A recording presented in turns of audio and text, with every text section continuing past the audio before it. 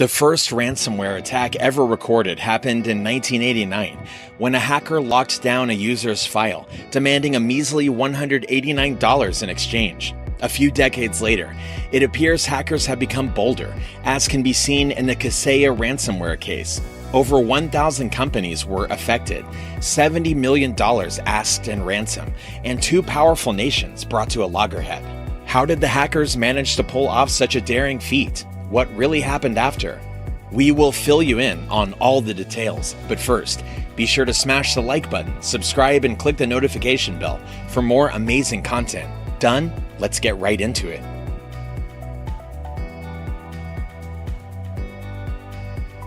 To set the tone for the video, and to give you a better perspective of the magnitude of the Kaseya ransomware, let's start by giving you a quick rundown on the history of ransomware.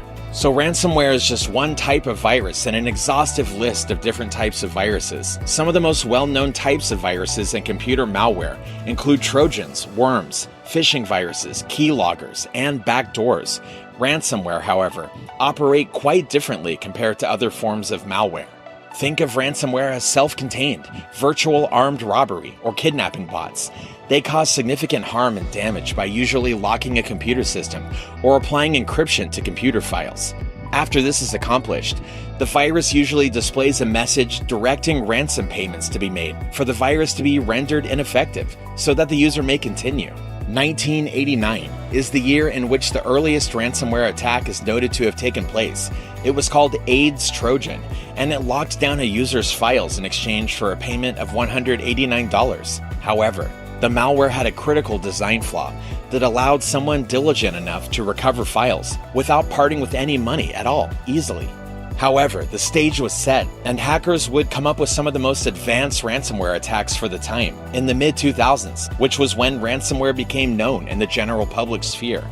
Ransomware at this time had its codes sourced from Trojan viruses, such as GP code and Archivius, with the most powerful ransomware variant of GP code known as gpcode.ak being first detected in June 2008. With the rise of cryptocurrencies such as Bitcoin, hackers began to introduce encryption into their ransomware, leading to a new kind of ransomware that would encrypt users' files.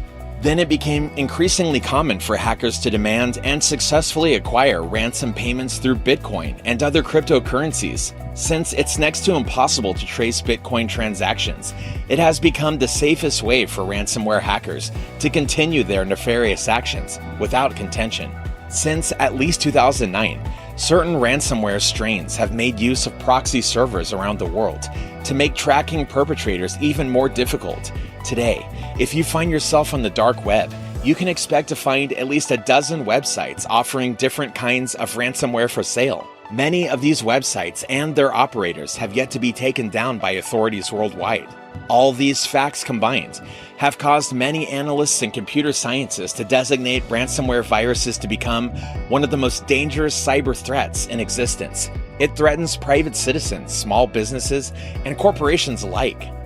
With an informative background set in place, the question arises, what has American software company Kaseya Limited got to do with the recent ransomware attacks, affecting at least 1,000 companies? Why is their name tied to this? We know that Kaseya Limited is a software company headquartered in Miami, Florida, in 2001. Since then, they have been a small-scale firm engaged in providing network systems and information technology infrastructure on a contractual basis. Despite their lack of recognition, they own 13 smaller companies, and many systems used by top companies utilize their network infrastructures. On the 2nd of July 2021, however, Kaseya Limited announced to all of its users and clients that its software is being abused to deploy ransomware on their systems. It did not take long at all for the source to be identified. The fault was within Kaseya's VSA, or Virtual System Administrator. This is a management software package that is one of Kaseya's most used and bought products. The VSA system's functionality depends greatly on the deployment of software and automation of IT tasks, as noted by British security analyst firm Sophos. Such a highly decentralized infrastructure is theorized to have been the reason as to why the hackers targeted Kaseya. There was a major SQL injection vulnerability in the software that allowed attackers to compromise the software and lay ransomware in many of the devices connected to Kaseya's master servers for the software. A SQL, or Structured Query Language, is a specific standardized coding language used for the creation of an online database, and a SQL injection distributes malicious code into the very foundations of the database to cause vulnerabilities for exploitation. Hackers were then able to push the ransomware through a fake and malicious software update for the VSA, dubbed Kaseya VSA Agent Hotfix. Previous security compromising actions through the SQL prevented this malicious update from being stopped, so it installed itself on many Kaseya users' machines. It was only after the passing of this malicious update was noticed that the company got the hint about what was going on and shut down services immediately. The very first Kaseya client to report major issues was Norwegian financial software developer Visma. They handled management systems using Kaseya software for the Swedish supermarket chain Coop. As a result of the attacks, Coop had to close down nearly 800 of its stores. Many of these stores were in villages with no other places to buy food from. A group emerged, claiming responsibility for the attack. Calling themselves Revil, they claimed to have triggered file encryptions in over 1 million systems over the course of the attacks. A ransom figure of $70 million was demanded by them, which, when paid, would prompt the release of a universal decryptor that would unlock all affected computers and systems. The official statement from Kaseya is that a maximum of 1,500 downstream businesses was impacted in the attack, so the 1 million system injection claim by Revil seems plausible. Kaseya has since shut down its cloud-based VSA product and has recommended that users do the same locally on their ends.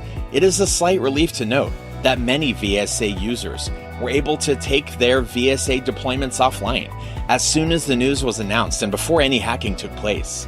This means that, for many, all their pertinent data is secure and safe for the time being. Another important detail to note is that it is very unlikely that any of the affected companies would pay the entire $70 million ransom-free.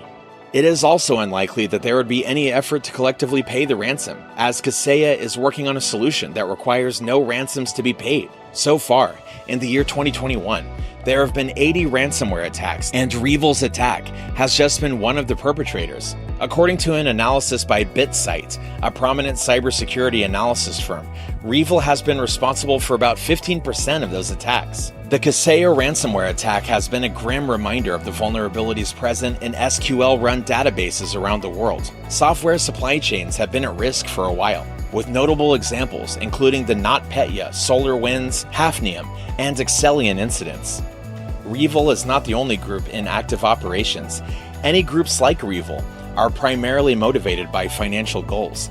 These groups have been catching the attention of world governments, and the recent Kaseya incident itself has prompted dialogue between the US and Russian presidents. A phone call took place on July 9, 2021 between US President Joe Biden and Russian President Vladimir Putin. Biden is reported by the press to have told Putin that ransomware attacks from Russian soil should be expected to be acted against by the US. He also added that the United States would move to take action if the Russian state dithered in taking action. In the recent bilateral talks between the US and Russia and the G7 summit, Joe Biden has added cybersecurity to the agenda and a list of discussion priorities. Russia is involved, since Revil is known to be a Russian-speaking group. As for Kaseya, though, they have most recently announced that they came into possession of a universal decryptor, the kind of thing Revil has been taunting their victims with. The universal decryptor acquired by Kaseya can also unlock all of the data affected by the hack. When asked about how it was acquired, Kaseya spokespeople have said that it was obtained from a third party and that they have teams actively helping customers affected by the ransomware. This brings us to two ambiguities. Where did Kaseya gain their universal decryptor from? And what is the deal with Revil?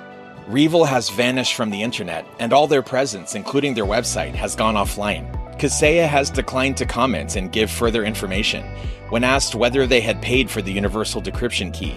Speculation about what happened is inevitably floating around, with a wide range of theories in circulation.